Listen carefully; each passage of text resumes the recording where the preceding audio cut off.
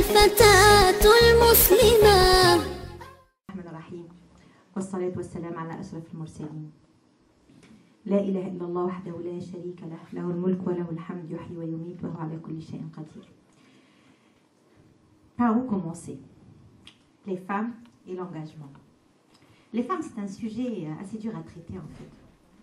Parce que les femmes ont vécu beaucoup d'épisodes.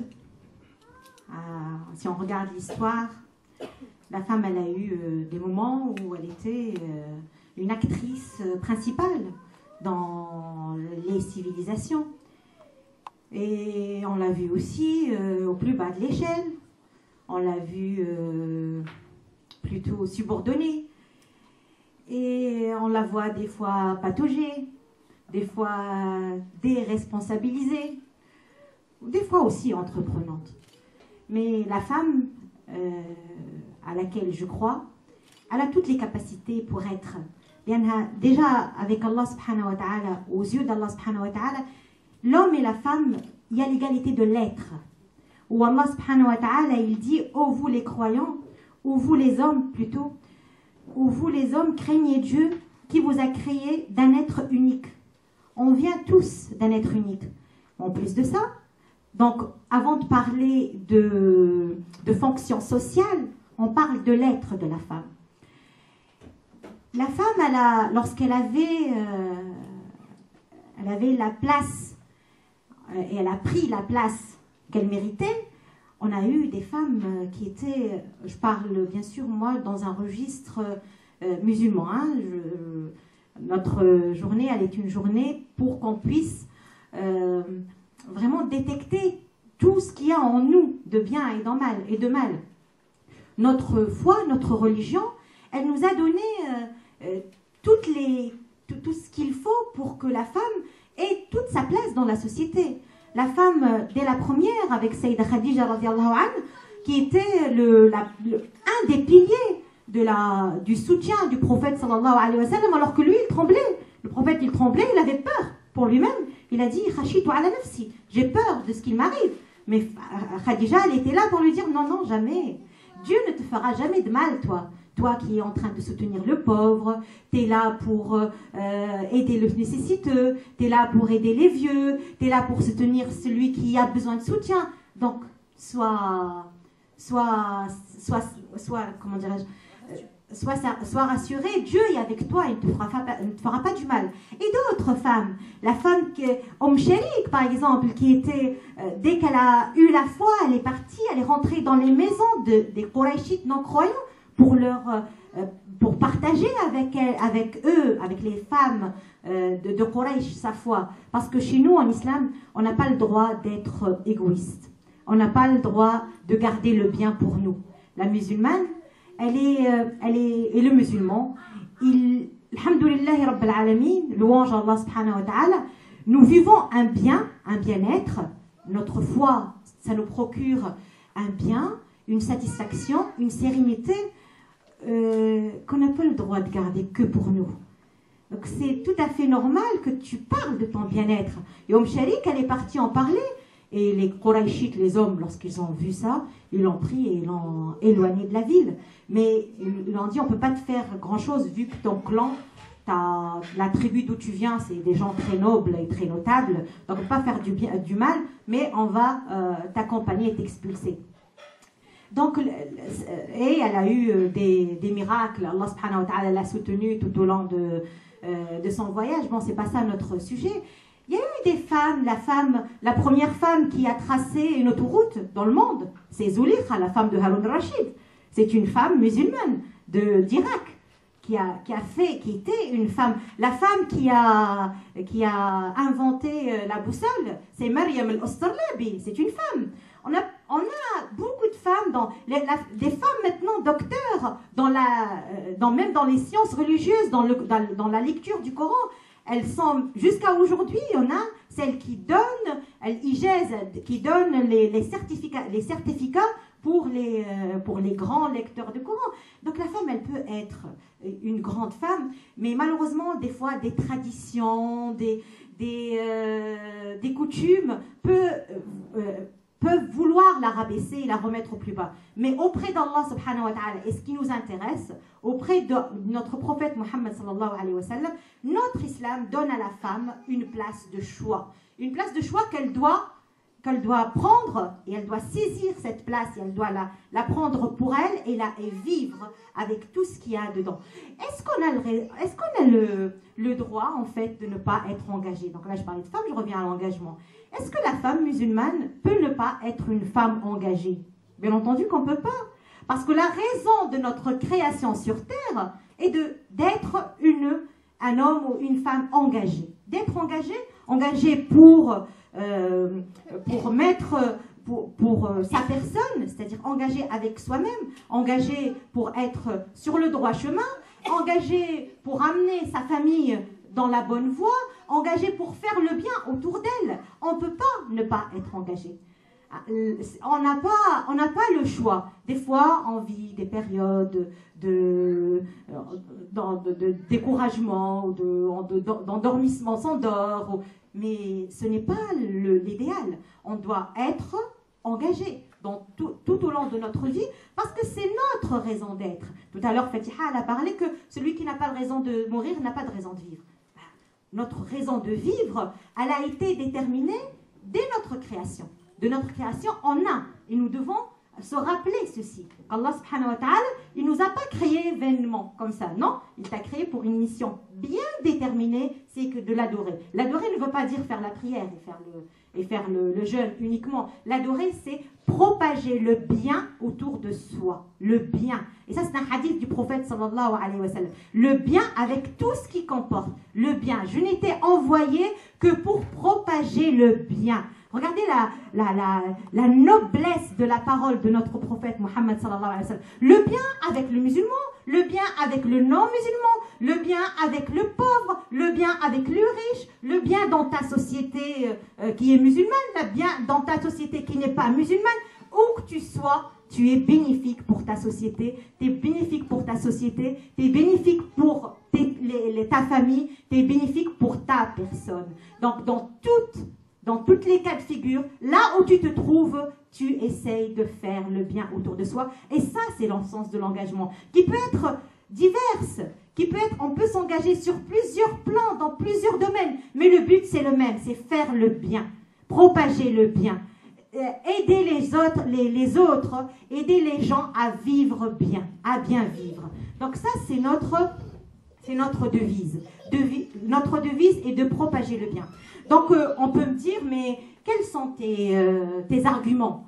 Quels sont les arguments que tu avances pour nous dire, ta raison d'être, c'est de faire le bien, ta raison d'être, c'est d'être engagé. Tu ne peux pas rester dans le désengagement ou dans l'irresponsabilité. Tu es obligé d'être responsable. On peut parler de plusieurs arguments. Il y a l'argument qui vient de notre sharia, de notre voie. La première chose, c'est qu'on est hommes et femmes égales dans les responsabilités. Et s'il y a quelques exceptions, c'est pour alléger et non pas pour alléger à la femme sa responsabilité et non pas pour dire qu'elle est différente. C'est pour alléger et non pas autre chose. Comme par exemple, on peut citer rapidement la prière du vendredi. La femme musulmane, elle n'est pas obligée d'y aller. Mais elle peut y aller, bien sûr. Parce que le prophète Mohammed sallallahu alayhi wa sallam, il a dit, n'interdisez pas aux femmes d'aller à la mosquée. Il dit dans un autre, si vos femmes vous demandent d'aller à la mosquée la nuit, permettez-leur d'y aller. Donc là, il y a plusieurs hadiths dans le même sens, c'est qu'elle peut y aller, mais pour alléger, pour qu'elle ne soit pas obligée d'y aller, vu les circonstances de la vie, les obligations et autres, elle peut ne pas y aller. Mais si elle veut, elle peut y aller. Et c'est très conseillé d'y aller, parce que faire la prière à la mosquée, en plus de la prière collective qui apporte beaucoup de hasanat, beaucoup de bienfaits, il y a aussi l'apprentissage maintenant. On peut apprendre via le sermon et ainsi de suite. Donc, j'ai dit qu'il y a une égalité dans les responsabilités. Il y a un verset coranique qui dit فاستجاب لهم ربهم أني لا أضيع عمل عامل منكم من ذكر أو أنثى بعضكم من بعض. Allah subhanahu wa ta'ala il dit je ne néglige aucune action. Tout ce que vous faites, toute action que vous faites, que vous soyez des hommes ou des femmes, vos actions seront bien comptées et seront bien récompensées. Donc là, Allah subhanahu wa ta'ala, il en parle, il le déclare ouvertement. Hommes et femmes, toute action que vous faites, vous serez rétribués de ces actions le jour dernier auprès d'Allah subhanahu wa ta'ala. Et plus que ça, il n'y a pas que la rétribution le jour dernier. Pour nous, on a la rétribution aussi dans cette vie ci-bas. Puisque les meilleurs de dua que nous disons, Rabbana atina fid dunya hasana wa fil akhirah hasana wa qina adhaban nar. Dieu, donne-nous le bien dans cette vie ci-bas, donne-nous le bien dans l'au-delà et préserve-nous de l'enfer. Donc, le bien, si on est sur le chemin d'Allah subhanahu wa ta'ala, nous le vivrons ici aussi et nous le vivrons bi'idhnillah dans l'au-delà auprès d'Allah subhanahu wa ta'ala. Il y a aussi l'obligation, donc la première chose, pourquoi on doit être engagé. La première chose, j'ai dit, c'est qu'il y a une égalité dans les responsabilités, il y a dans les obligations. Il y a autre chose, c'est l'obligation de l'entraide et de la solidarité entre les croyants dans toutes les actions de bien. Alors Allah subhanahu wa ta'ala, il nous dit, entraidez-vous dans les bonnes actions. C'est un ordre. Vous devez vous entraider les uns des autres. Il n'y a pas de discrimination ici, il n'y a ni hommes ni femmes, les hommes et les femmes. Et nous avons besoin de l'effort de tout le monde pour pouvoir arriver à notre finalité, à nos buts, pour nous pouvoir atteindre nos buts, pour pouvoir étendre le bien autour de nous. Nous avons besoin de tous les efforts. Et mon troisième argument, c'est la nécessité ou le caractère obligatoire de da'wa ilallah. C'est un caractère obligatoire et il nous est obligatoire de s'intégrer dans ce domaine, de travailler. Hommes et femmes, puisque Allah subhanahu wa ta'ala il dit, permettez-moi de le lire encore en arabe, c'est un très beau verset à apprendre et à connaître parce que ça nous concerne beaucoup. والمؤمنون والمؤمنات بعضهم أولياء بعض يأمرون بالمعروف وينهون عن المنكر ويقيمون الصلاة ويؤتون الزكاة ويطيعون الله ورسوله أولئك سيرحمهم الله إن الله عزيز حكيم.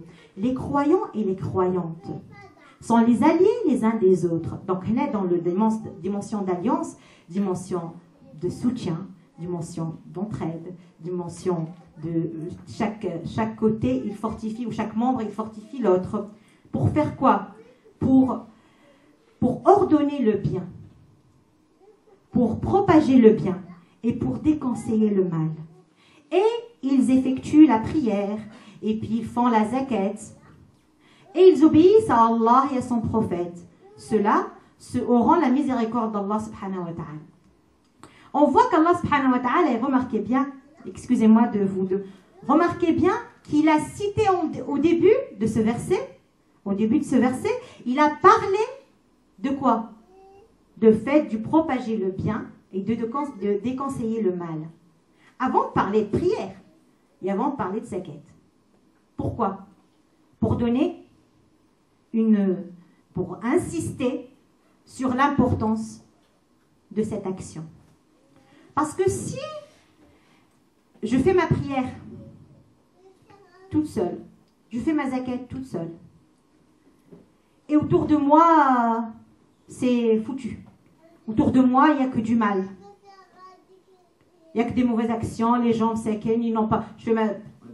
Je fais ma prière, mais autour de moi, les gens, ils sont perdus, des problèmes familiaux qu'on a parlé tout à l'heure, Fatiha, ou des problèmes de société, il y a de la drogue autour de moi, et moi, je m'en fiche. Je rentre dans mon appartement, je ferme la porte, je suis bien à l'intérieur, mais de l'extérieur, ça me dit rien. Tout le monde, ils font ce qu'ils veulent. Hein. On a malheureusement des proverbes qui sont mal, c'est pas bon ça. Ça ne nous ressemble pas, c'est pas l'islam. Parce que, tu sais, que si toi, tu restes chez toi et que tu t'occupes que de ça, ben, lorsque tu vas sortir, tu vas quand même être entaché. Tu vas être touché. Ta famille peut être touchée par le mal qui est à l'extérieur. Parce qu'on ne peut pas vivre bien tout seul. On a besoin de vivre bien ensemble, avec les autres. On a besoin de partager ce bien. Il y a aussi des... j'ai parlé de justificatifs, si tu veux. Il y a des retombées sur la personne, la personnalité, si vous voulez, de la femme. Lorsqu'elle participe à propager le bien, à faire le bien autour d'elle. Déjà, sa personnalité, elle sera plus forte. Elle va aiguiser son savoir-faire et ses compétences. Et elle va fortifier sa confiance en elle. Lorsque tu agis, lorsque tu es dans l'action, lorsque tu fais des œuvres autour de toi, ben, ce n'est pas la même chose que lorsque tu es toute seule. Lorsque tu es confronté avec d'autres, il y a de l'action, il y a de l'échange, il y a des compétences qui se rencontrent, donc on va améliorer notre rendement, on va améliorer notre compétence et on va aussi chercher à élever notre connaissance pour pouvoir servir au mieux les autres. Aussi, ceci donne un exemple pour d'autres femmes et pour la jeunesse aussi qui monte. La jeunesse qui est en train de voir, même ton enfant. Des fois, on se cache derrière l'éducation des enfants. Je dois m'occuper de mes enfants, je ne peux rien faire d'autre. Mais pour que tu puisses t'occuper de tes enfants, tu as besoin de bagages. Faire que de shay il est. Celui qui n'a pas la chose, il ne peut pas la donner. Si tu n'as pas une formation toi-même, comment tu vas les former à quoi? Qu'est-ce que tu vas leur donner? Et l'image qu'ils ont d'une maman, excusez-moi, bien avec tout le respect que j'ai pour le ménage et pour la cuisine, mais une maman qui passe toute sa journée dans le ménage et dans la cuisine, ben son enfant, il n'aura que cette image d'elle. Alors qu'une maman qui participe dans l'essor de la société, une maman qui participe, qui sait ce qui se passe à l'extérieur, elle a beaucoup plus d'influence sur ses enfants qu'une femme qui est cantonnée entre le ragoût et le couscous.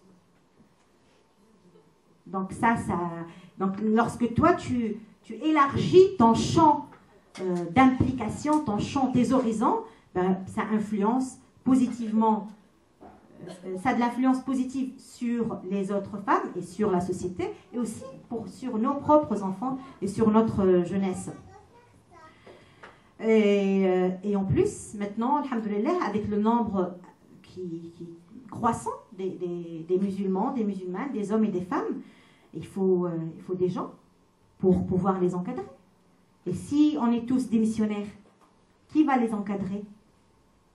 Qui va s'en occuper? Malheureusement, on sera dans la défaillance et nos enfants, et les enfants en général, seront entraînés dans des fluos.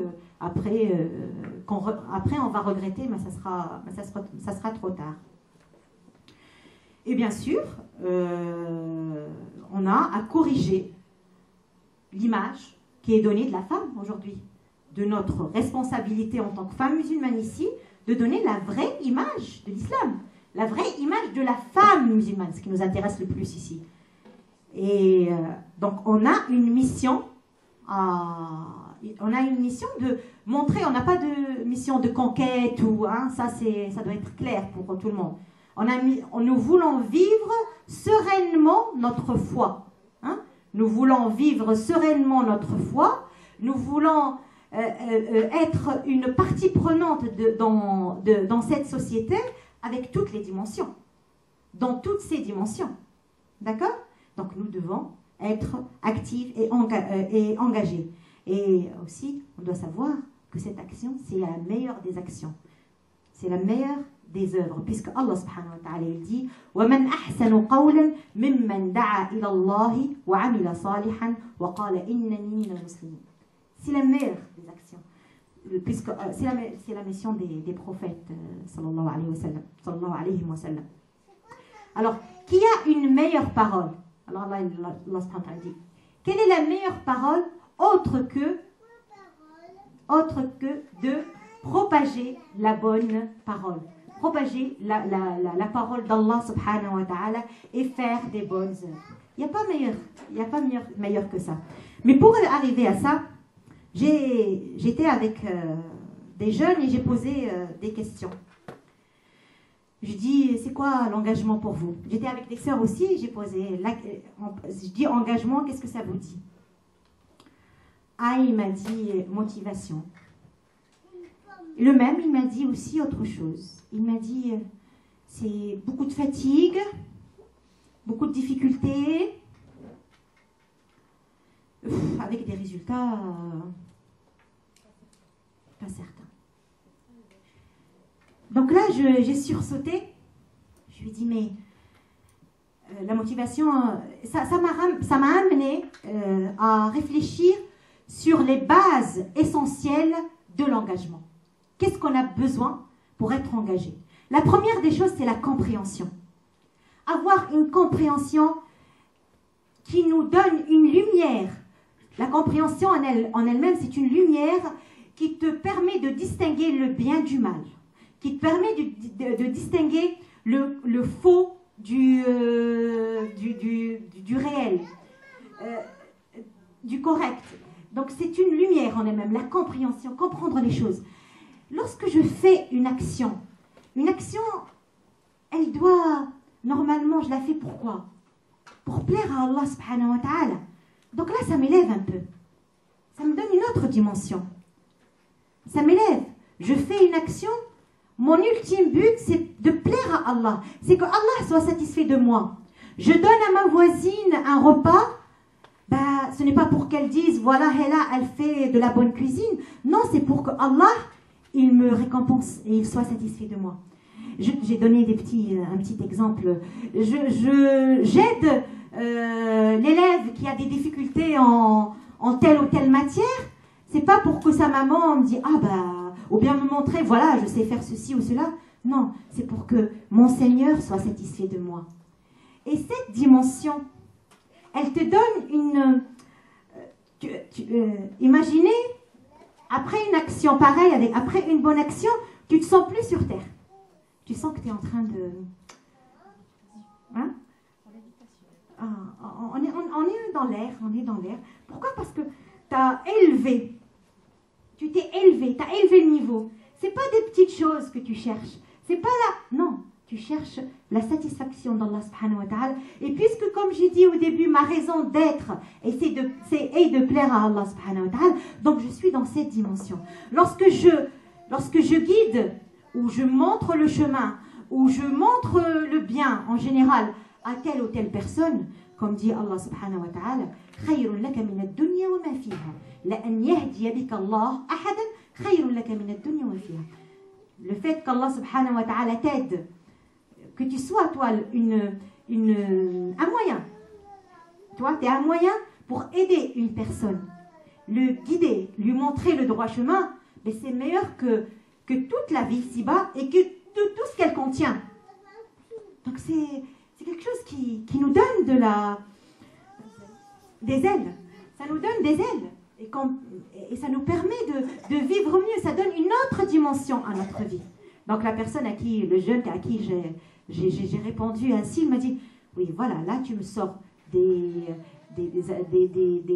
la vie basique, des intérêts basiques de la vie vers une autre dimension.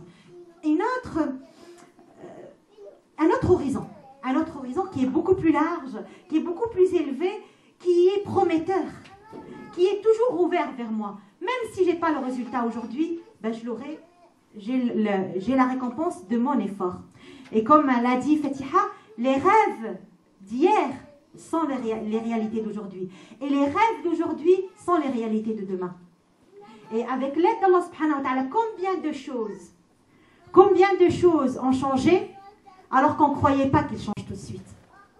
Mais avec l'aide d'Allah subhanahu wa ta'ala, nous avons confiance en lui, nous avons confiance en nous-mêmes, nous avons confiance en les femmes, nous avons confiance en notre société malgré les injustices que nous subissons, nous croyons que c'est juste un passage, que c'est juste une faute, entre parenthèses, dans l'histoire et que ça va se rectifier parce que même, on sait que la France, la civilisation française est beaucoup plus grande que ça. Hein, ces idiots sont beaucoup plus élevés que ce qu'elle nous fait subir aujourd'hui. Donc nous croyons quand même qu'il va y avoir un sursaut pour revenir à nos racines, à nos origines, à notre vérité, à notre identité, pour pouvoir mieux vivre et pouvoir être nous-mêmes dans notre société, tout fiers de l'être, fiers d'être musulmanes et fiers d'être françaises en même temps.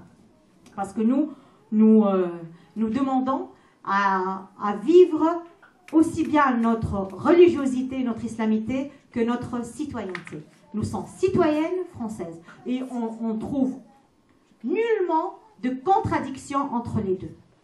Être française et être musulmane, il n'y a pas de contradiction. C'est certains, malheureusement, qui veulent chercher qu'il y ait contradiction, mais nous, on ne la voit pas et on ne la trouve pas. Donc j'ai dit, ce qui est important, la première chose essentielle, c'est d'avoir une compréhension claire. Qu'est-ce que je veux? Qu'est-ce que je veux? Qu'est-ce que je veux? Où je veux aller et comment je vais aller, Inch'Allah. Après, il faut quelque chose aussi qui a une grande importance et une importance déterminante. C'est la sincérité. La sincérité, parce que c'est ce qui va déterminer si ton action il est accepté par ton Seigneur ou pas. Si tu l'as fait pour tel ou tu l'as fait pour le plus haut. Parce que la sincérité, comme dit Allah subhanahu wa ta'ala dans le Coran, قُلْ إِنَّ صَلَاتِي وَنُسُكِي وَمَحْيَايَ وَمَمَاتِي لِلَّهِ رَبِّ الْعَالَمِينَ. قُلْ إِنَّ صَلَاتِي وَنُسُكِي. Donc là, c'est comme si tu dévoues tout. Donc là, le verset, il dit, et regardez comment ça monte. Hein, dis que mon office, ma prière, قُلْ إِنَّ صَلَاتِي وَنُسُكِي, et mes offices, وَمَحْيَايَ, et ma vie, et même ma mort, sont dévoués à Allah subhanahu wa ta'ala. C'est que moi, totalement, dans ma globalité, dans tout ce que je le vis pour Dieu et non pas pour autre chose. Et lorsqu'on a cette dimension de sincérité, c'est que je ne fais pas la chose pour plaire à tel ou à tel, mais je le fais pour plaire au plus haut. Ce n'est pas la même chose. Elle n'a pas la même valeur. Moi, lorsque je la fais, elle n'a pas la même valeur pour moi. Et auprès d'Allah subhanahu wa ta'ala, elle ne sera pas accueillie de la même façon. Et bien sûr, il faut de l'action, parce que l'action, c'est le fruit de la connaissance et de la sincérité. L'action avec sa personne, l'action dans sa famille, l'action dans sa société. L'action pour établir le bien, travailler. وَقُلْ اعْمَلُوا, Allah subhanahu wa ta'ala dit dans le Coran, وَقُلْ اعْمَلُوا فَسَيَرَ اللَّهُ وَرَسُولُهُ. Alors je recommence. Dieu dit œuvrer, Dieu et son prophète verront ton action, tes œuvres, œuvrer, travailler. Et Allah subhanahu wa ta'ala, il n'y a pas de travail, d'action sans effort. Il n'y a pas d'action sans sacrifice. Inna Allah ashtara min al-mu'minina anfusahum wa amwalahum. Dieu c'est comme s'il fait une transaction. Dieu a acheté. C'est comme si Dieu a besoin d'acheter. Il a acheté des croyants leur âme ou leur personne, si vous voulez, leur être et leur bien. Et en échange de quoi? Du paradis. Donc c'est comme s'il y a une autre transaction. Tu te donnes pour Allah subhanahu wa ta'ala, tu donnes ce que tu as. D'ailleurs, ce que Allah t'a donné, de ce que Allah t'a donné, et tu as le paradis. Donc toute action, tout engagement, nous avons besoin de bonne compréhension, d'une grande sincérité, de l'action, on a besoin de sacrifice, on a besoin de patience et on a besoin d'autre chose, qui est le ciment de tout, c'est la fraternité. La fraternité, c'est un ciment qui lie les êtres, les croyants entre eux. Et subhanallah, on voit même là aussi diverses, tu trouves, on est toutes françaises, mais on a des origines comme tous les Français. Alors, tu trouves la syrienne, la marocaine, l'algérienne, la française, la tunisienne, l'indonésienne, et on est unis pour une seule cause, c'est de vouloir plaire à notre Seigneur. Et ça, c'est grandiose. C'est moi la première fois que j'ai rencontré des copines, des sœurs autour d'un thé, un café, une lecture de Coran. ça m'a fait une joie immense, une sensation spéciale. C'était la première fois de ma vie que je voyais autant de nationalités autour d'un seul but. J'avais des Palestiniennes, des Syriennes, c'était la première fois dans ma vie que je les voyais. Moi, j'étais petite jeune, hein, mais ça faisait tellement de bien et ça me donnait la notion de mondial. L'islam, il est venu pour tout le monde. L'islam n'a pas de race, hein, il n'a pas un seul pays, il est pour tout le monde. Toute personne qui le veut, elle peut y accéder. Il n'y a pas d'intermédiaire, il n'y a pas d'obstacle. L'essentiel, c'est de vouloir plaire à Allah subhanahu wa ta'ala. La ilaha illallah Muhammad Rasulullah. Donc, chère sœur, la femme musulmane n'a plus à être silencieuse et soumise. Elle a son mot à dire. Plus encore, elle a un devoir d'action. J'insiste sur la notion que l'être humain a pour mission de contribuer au développement de l'humanité. La femme a un rôle dans la construction de la société et le développement de la civilisation. La femme musulmane a donc une véritable responsabilité d'engagement citoyen. La citoyenneté se manifeste entre autres par le passeport ou la possession du passeport qui octroie une liberté de mouvement, par le droit de vote qui permet la participation à la vie politique du pays, et par la possibilité de s'organiser en association afin de dynamiser le développement social. Cette citoyenneté doit être mise à profit pour la femme musulmane. Il faut démontrer que les musulmanes ont la capacité de contribuer à ce changement. Nous sommes des êtres sociaux, nous devons participer à la dynamique de la société. Voilà, j'espère qu'on pourra échanger davantage et